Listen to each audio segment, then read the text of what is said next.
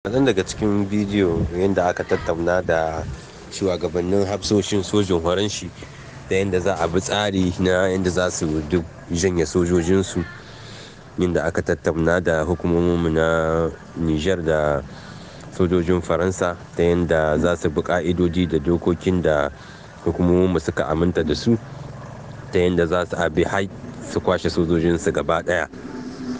Kamar da kuke gani yadda aka tattauna, tuni ma har sun fara an janye ayari na farko kamar da muka bayyana muku, sojoji 400 suna bisa hanyar komawa.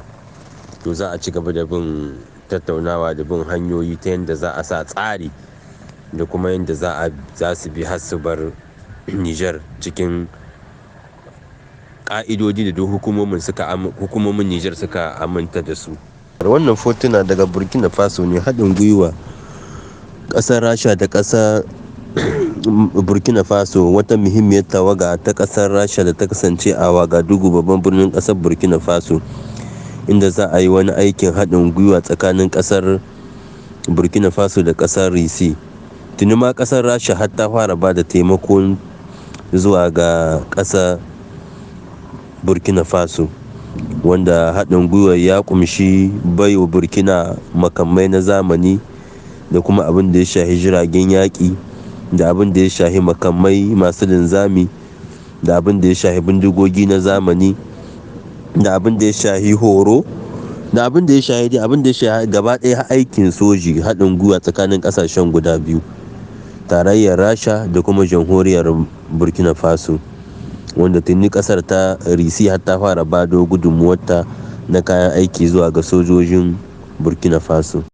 Une réunion de coordination entre les responsables militaires nigériens et français s'est tenue ce jeudi 5 octobre 2023 à Zander pour convenir des modalités du retrait des troupes françaises stationnées au Niger, avec pour objectif commun un désengagement coordonné en bon ordre et terminé avant le 1er janvier 2024 selon un calendrier partagé. Les premiers mouvements débuteront d'ici la fin de la semaine avec la reprise du ravitaillement des emprises et le départ des premiers soldats et matériels du Niger vers la France. Cette deuxième réunion a également permis de s'accorder sur la mise en place d'une cellule de coordination qui aura pour mission de faciliter et de coordonner les opérations de désengagement à venir et de s'assurer qu'elles se dérouleront en toute sécurité sous escorte des forces armées nigériennes. C'est l'initiative jeune qu'a constitué la première étape de cette visite du ministre de la Jeunesse, des Sports, des Arts et de la Culture, patrimoine étatique abritant l'inspection générale des services du ministère général de la Jeunesse, des Sports et des Arts de la Culture. Le colonel-major Abdraman Amadou s'est enquis à ce niveau des conditions de travail des agents. Émus, ces derniers ont saisi l'occasion pour présenter la structure et évoquer les problèmes auxquels ils font face. Parmi ces difficultés rencontrées, on peut citer le manque de personnel, notamment les techniciens de surface, le manque de groupes électrogènes et surtout l'arrêt de certains travaux d'aménagement. À toutes ces difficultés, le ministre a donné des instructions afin que des solutions soient trouvées le plus tôt possible. Comptant 37 bureaux pour un personnel n'atteignait pas la quinzaine, la Direction nationale de la culture a constitué la deuxième étape de cette visite de ce 6 octobre 2023. Faisant face à des situations pas intéressantes, notamment l'insécurité, l'isolement du bâtiment, problèmes d'hygiène et pire, seulement 50% des locaux sont utilisés. Rapidement, un état des lieux a été demandé par Abdraman Amadou afin de pallier à toutes ces difficultés. D'ores et déjà, l'une des solutions préconisées, c'est de cesser la location de ce bâtiment pour un retour du personnel au niveau de l'administration centrale. Cette mission, composée notamment de chefs d'état-major de l'armée de terre, le colonel-major Maman Sanikiaou, et le chef d'état-major particulier du président du Conseil national pour la sauvegarde de la patrie, le colonel Ibro Amadou Bacharou, s'est rendu à Walam pour sensibiliser les populations sur le comportement à adopter par rapport aux forces françaises basées à Walam, dont le départ est prévu incessamment. La délégation du CNSP a appelé ces populations au calme et à éviter surtout tout trouble tout au long de la traversée de soldats français. Le colonel-major Mamansani Kiao et le colonel Ibro Amadou Bacharou ont également transmis les remerciements du chef de l'État, le général de brigade Abdurrahman Tchani, pour leur forte mobilisation en faveur du départ définitif des troupes françaises de notre pays. Aux militaires de l'opération Al-Mahaou, la délégation du CNSP a demandé une vigilance accrue jusqu'au départ du dernier soldat français du camp de Walam. Le ministre du Commerce a inscrit en premier point de son agenda de ce jour la visite de la société Riz du Niger. Sur place, des magasins à l'usine de transformation en passant par le point de vente où la population se procure la précieuse denrée, le ministre s'est renseigné sur la capacité de production journalière qui s'élève à environ 15 tonnes par jour, la disponibilité du riz et les prix plus que jamais allégés qui varient de 8 500 à 11 500 francs CFA selon le type de produit souhaité. Le responsable des lieux s'est réjoui de cette visite ministérielle qui vient conforter l'engagement de cette société à servir et à satisfaire la population. Vraiment, nous félicitons beaucoup notre ministre. Déjà, il connaît les difficultés qui se trouvent au Riz du Niger.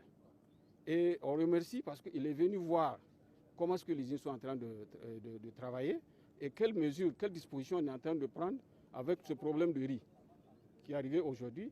Et dans ce sens, on a vraiment pris beaucoup de dispositions. Et vous avez vu, le paddy qu'on prend au niveau de Gaïa, c'est du paddy humide.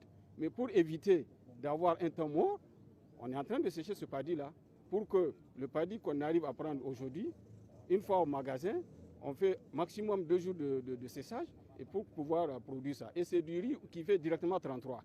Donc déjà, il y a une étape. Parce qu'il faut faire du 32 pour faire le 32 et faire maintenant du 33. Maintenant, avec le paddy de Gaïa, il y a cette étape-là qui est supprimée parce que c'est du bon riz. Maintenant, ce que nous, on profite avec la visite de notre ministre de tutelle, que vraiment c'est un appel qu'on va faire, que je suis en train de faire, et qu'il connaît déjà le dossier.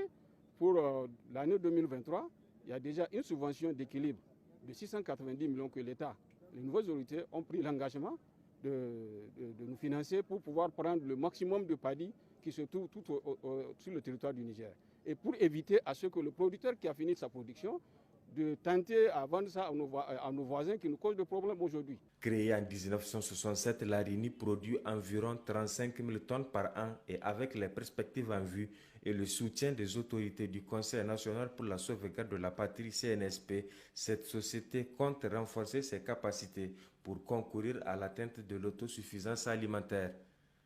Représentant légal de l'État au niveau de son entité administrative, le préfet joue un rôle prépondérant dans la gestion de la chose publique. Dépositaire de l'autorité de l'État dans sa zone, il mérite à cet effet d'être outillé avant toute prise de service. C'est donc dans cette logique que les autorités nigériennes engagées dans une nouvelle dynamique ont initié cette session de formation à leur égard. L'objectif de cette rencontre, je peux le résumer comme une activité d'imprégnation. Au terme de cette session de renforcement des capacités, la satisfaction s'est lisée sur les visages des participants. Des communications ont été présentées par toutes les directions générales et les services rattachés du ministère de l'Intérieur, de la Sécurité publique et de l'administration territoriale qui ont été suivis d'échanges. Ces échanges ont été d'un grand apport pour nous. Merci et nous promettons de faire du meilleur de nous-mêmes. Procédant à la clôture officielle de ces assises, le ministre d'État, ministre de l'Intérieur, de la Sécurité publique et de l'administration du territoire a tenu à prodiguer quelques sages conseils à ces nouvelles autorités préfectorales. On a fait le pari de vous désigner parce que nous pensons qu'un autre Niger est possible. Un autre Niger qui sera dirigé par des gens qui sont rompus à la tâche et qui connaissent justement les b.a.-ba de ce développement-là. Vous êtes nommé dans un contexte sécuritaire particulièrement difficile. Aujourd'hui, vous le savez très bien, la situation sécuritaire est prégnante ici au Niger. Nous avons beaucoup de théâtres d'opération, beaucoup d'engagements, des zones particulièrement difficiles et très difficiles. Pour la plupart parmi vous, on a vu qu'ils sont sortis de l'ENA. Et c'est une fierté.